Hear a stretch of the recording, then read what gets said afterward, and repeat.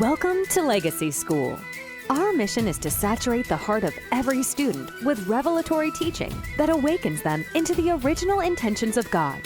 Please visit LegacySchoolOnline.com to begin your journey of awakening your eternal impact.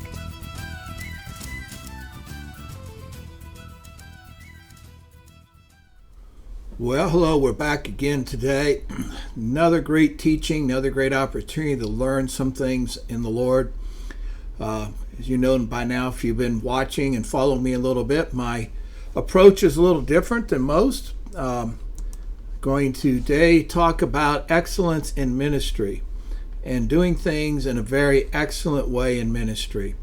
We find today that many people are not approaching ministry in an excellent way.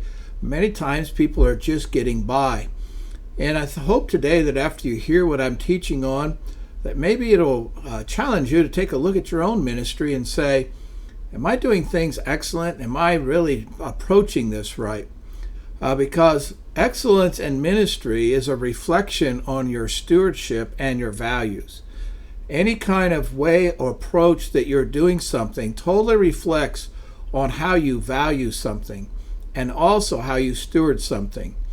You buy a new car, probably you wax it and you take care of it, but after a while it seems to like, well, what's the use? Well, you no longer value that car like you first valued it. So the reflection of value is going to come out in how you steward things.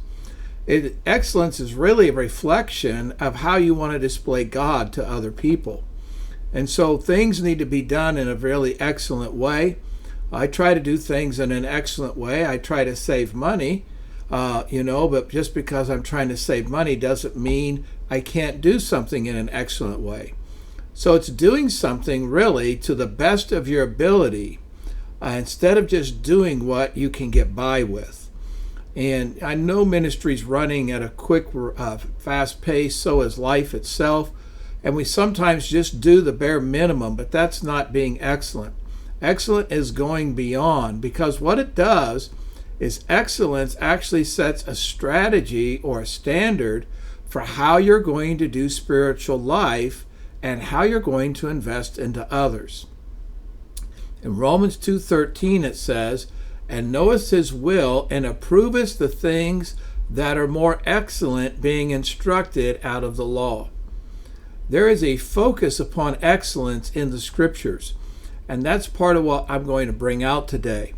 That God approves the things that are more excellent.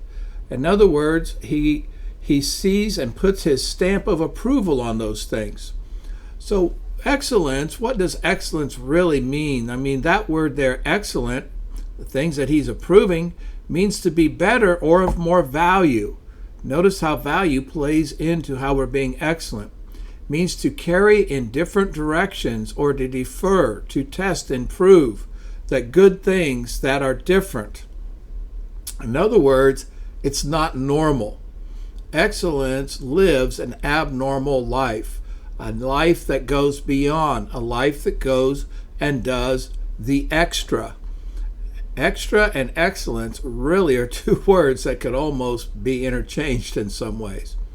Now, Webster's defines excellent as outstanding or extremely good, outstanding features and quality. Now you can see why God would approve that. It's something that's going to stand out above other things. So I have a few questions just for you to reflect on. First question is, how can I make my ministry excellent? Or if you're not in ministry, how can I make my life more excellent?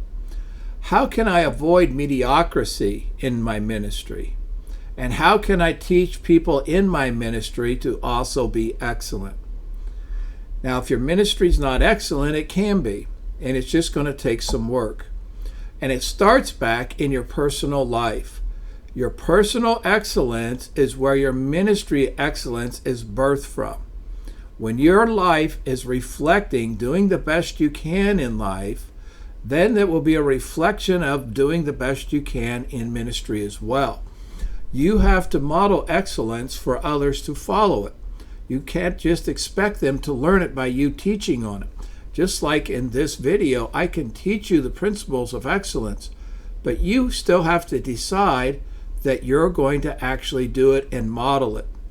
Now, the spirit of excellence and how we do our personal ministry or personal life excellence and our ministry excellence is coming out of our personal testimony.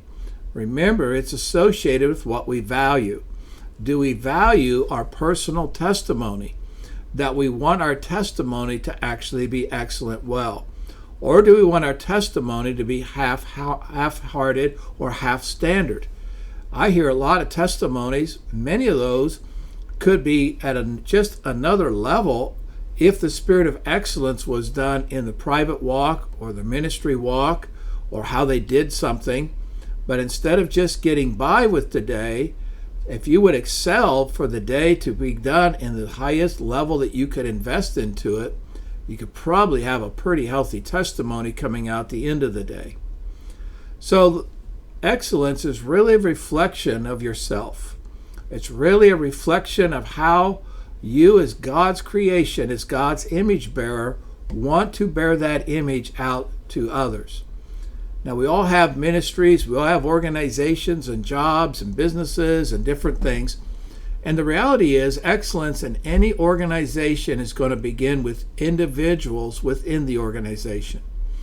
Webster's goes on to define excellence as the state of being exceptionally good in quality and character. That's a really great definition. The state of being exceptionally good in quality and character. And it comes from the root word of excellence, comes from the word excel, which is defined as to be greater or to surpass others. Hence, to be a person of excellence is to impass or surpass others by being exceptionally good in quality and character. So we should be really trying to reach a tremendous stage of excellence in our ministries and in our life. In 1 Corinthians 10:31 it says, "Wherefore, whether you eat or drink or whatsoever you do, do it all to the glory of God." In your natural life and in your walk, and how you reflect God to others, in your spiritual life, in your family life, literally in anything that you do, do it to the glory of God, or do it to the standard of God's glory. Do it so that it reflects the glory of God in you. And God is wanting us to come and do things in a very excellent way instead of just getting by. Because when we do things in an excellent way, it grabs people's attention. It makes us stand out. It literally gives us a platform that we can speak from. So how you conduct yourself and your approach to conduct assignments, responsibilities, things that have been asked from you is going to really start in your heart. Are you wanting to do things in an excellent way? It literally is a decision point. Now, we can do things in a good way and get by, or we can do things in an excellent way. There's a great story in the Bible about David. We see it in 1 Chronicles 13. In 1 Chronicles 13, David consults with the captains of hundreds and every leader, and he asks the congregation, "What do you think? And does this seem good?" And they respond back, and David makes a plan to bring in the ark. You go back and read it in 1 Chronicles 13. And when he's all done, we see that there's a problem bringing the ark in, and they don't get to bring the ark in. They set it aside in the threshing floor of Chadian, and Uzzah put forth his hand, and we all know this story. Now, the difference between being a good leader and an excellent leader. Now, a good leader is going to consult with his leaders. That's what David did in verse 1, 1 Chronicles 13:1. And then he consulted with the congregation, and he had the agreement of the people. And the cause was very worthy, and they put the cause out, and it was to bring the presence of God in. Then they had a new vehicle made, a new cart made. They came with singing and celebration.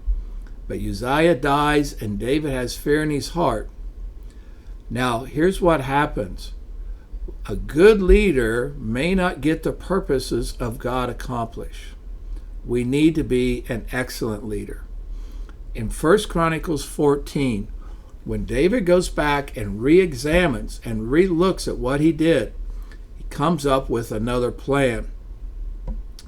David perceived that the Lord had confirmed him king, and David took more wives. I'm trying to just give you the paraphrase version of this, but he knew that he had a position with God.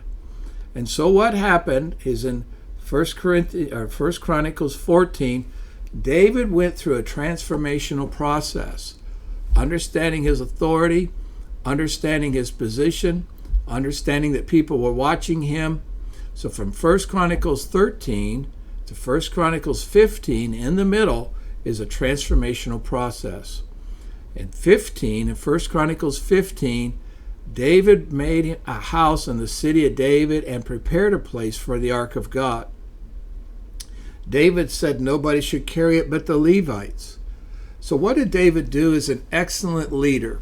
And here's what he did in 1 Chronicles 15. And I know I'm going through this very fast, but we do have all of this available. This teaching's all available in our online school, Legacy School Online, at legacyschoolonline.com. And we do send out free teachings to people. We send out free books. We have a complete free class. On their classes, actually several, if you'll just sign up for class. And all you got to do is sign up for our newsletter, and the newsletter will bring you free materials, bring you free classes, all kinds of things. Let me see here if I can pull it up. Yeah, I can. So here's what it's going to look like. You just go to legacyschoolonline.com and fill this in. And right here you can see this time we're offering a free book, The House of Bethany. And it comes to you in a PDF file. And you just fill this out, and then we just send you something every month so that you're able to see what's going on. And it's a great resource for you. But back to what we're talking about. David becomes an excellent leader in 1 Chronicles 15. And in verse 2, he perceives his spiritual position. In verse 10, he inquires of God, not his leaders, not the people of God. In verse 11, he moves in faith, not understanding. And then he does it in verse 14, he inquires of God a second time, and not the people. Verse 15, and then he prepares for God's presence. And they do things the way God intended and not their ideas. And the difference between when they brought the ark in the first time is found in verse 16:25, is that they bring in the ark with joy, where in the first time they just did not bring it in with joy. And the outcome was the presence of God dwelled in their midst. The difference between a good leader and an excellent leader is an excellent leader follows the instructions of God, and an excellent leader does things from their heart, not out of obligation, not because it's a task or an assignment needing done. They do it as unto the Lord. And David brought the presence of God in a very excellent way. Now, what I want to say about excellence is this. Excellence does not have a finish line. Tasks may be accomplished. You may complete assignments. But excellence continues keeping on excelling. It keeps growing and enlarging. And so the excellence is seen in how you maintain yourself over time. The worship that David did in 1 Chronicles 16:4 was of an excellent nature. He maintained that excellence in the tabernacle. He maintained the excellence of ministering to the Lord. And because of that, the Lord showed up, and they were able to write down the things and scribe the future for future generations. The worship was excellent, the prayer was excellent, and the writing was excellent.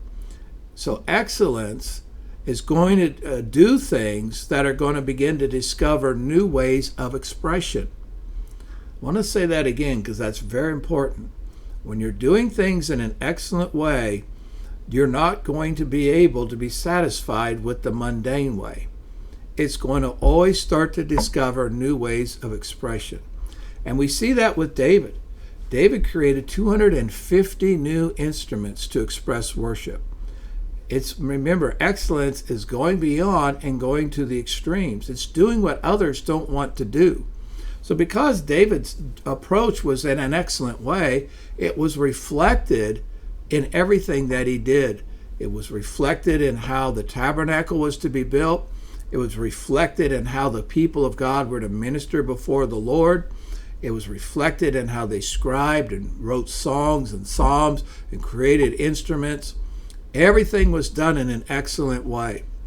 And so when we do that, I want to read out of 1 Chronicles 22:5, because it says, "And David said, Solomon my son is young, tender, and the house of the Lord is to be built, for the Lord must be exceeding magnifical, of fame and glory throughout all countries." In other words, David was saying, this is who God is, and what we build must be excellently done where it reflects who God is. He says, "I will therefore now make preparation for it," and David prepared abundantly before his death. Excellence sees no finish line. David could have said, well, my time is done. I'll let Solomon figure out how to raise the funds, raise the money, get the things needed to build this. Excellence sees no finish line. David said, I'm going to keep excelling all the way up to my death. I'm not going to give up, give way, let down. I'm going to keep going. So someone of excellence, now I want you to hear what I'm about to say. Someone of excellence sees the future and prepares for its coming. Someone of excellence sees the future and prepares for its coming. Can you see the future in the generations? Can you see the future of what's coming down the road? And are you preparing for it in an excellent way? Are we preparing for the return of the Lord in an excellent way? Are we preparing for a harvest in an excellent way? Or are we just going to get by, do the bare minimum, and when we're done, have no future? When David prepared to show forth the excellence and the majesty of God in that tabernacle, he knew that he was not going to see that, but he was preparing nonetheless for the future, what that was coming, that it would be done excellently. So what happens when we prepare for the future in an excellent way is that we begin to leave an inheritance to future generations. Generations to come, generations now, are all benefiting from how David prepared in an excellent way to capture the worship, capture the written things that were going on in the tabernacle, and be able to bring those things down and pass them on, that they would not be lost for generations to come. So your excellence, or the lack of your excellence, is going to come down to how you value God, and we talked about that, but it also comes down to how you value others around you and others that are coming. The one thing that you'll see in David's life is everything he did, he wanted it to have splendor, he wanted it to have majesty, he wanted it to reflect on who God was to him and who God was upon the earth. So we have to make sure our actions are right, and that because one of the things that happens with excellence is it's going to require you to have an ongoing commitment. Excellence requires commitment. And it's not just commitment to get a task done, get this out of the way. It's a commitment that requires you to invest, to sacrifice. It requires you to steward it. You don't start something if you can't finish it. You should not be starting things if you aren't having an intention to finish it, because that's not excellent. You shouldn't start a project and get people involved and then abandon the project. That's not excellent. So excellent is about completing and finishing what you start. It's about the completion of things. It's about bringing it to the fullness of what you're capable of it to be, and not cutting the corners just to get by, not trying to save $1, trying to save time. I understand it's stewardship, and we have to steward those things. But sometimes our priorities are wrong. And because our priorities are wrong, we're not able to do things in an excellent manner. Sometimes what happens is we miss moments of our what could create our future because we didn't want to do something in an excellent way. So excellence is always going to play out based on your current decisions and your past decisions. It's how you make a decision based on what you value is going to be reflected in how you walk out excellence. So excellence doesn't happen overnight. Excellence is going to take time to develop.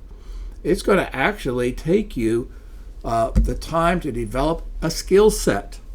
It's going to require a skill set in worship or prayer or how you study.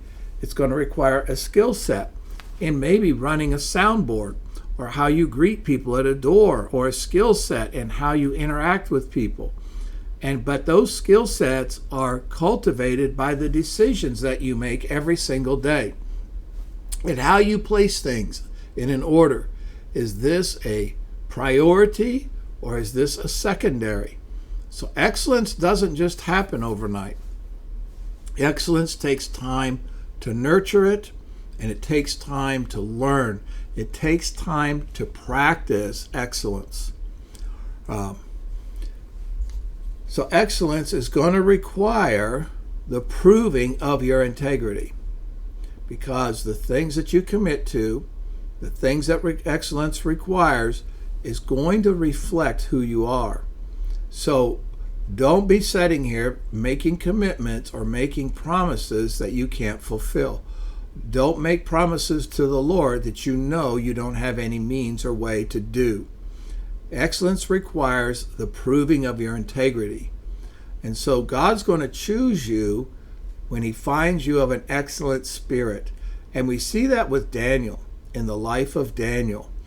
And I'm not going to get into all of this today because we're not going to have the time. But we have all of this in the Legacy School classes. But Daniel was chosen because he was an example of excellence. And the leader of the nation wanted that excellence to be shown to others so they would have a standard to attain or something to reach to.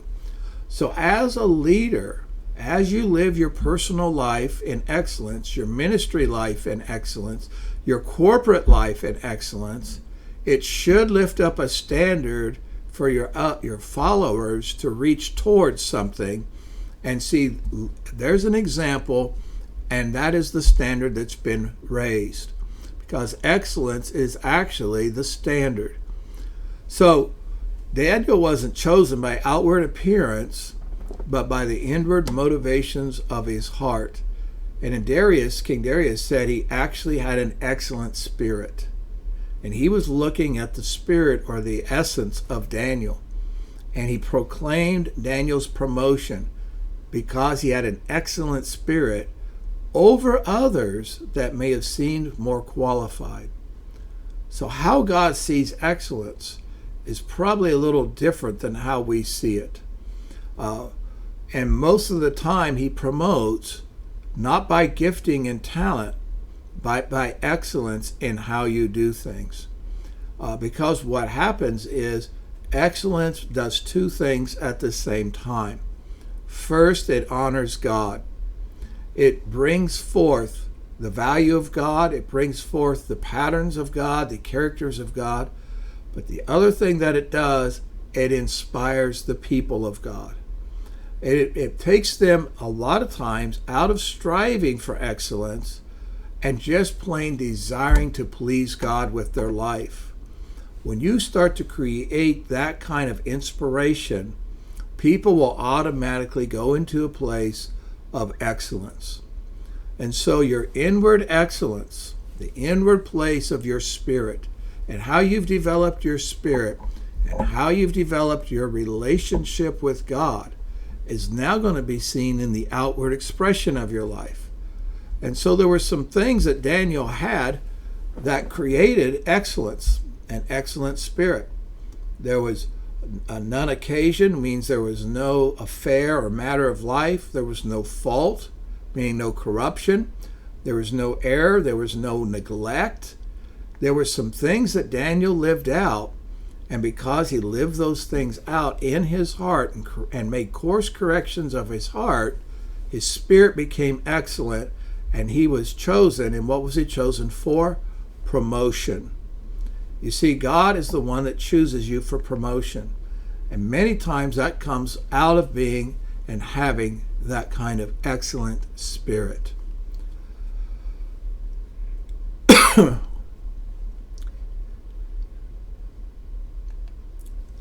So God's working in us to bring us into a place of excellence. And here's what he says in 2 Corinthians 4:7. But we have this treasure in earthen vessels, that the excellency of the power may be of God and not of us.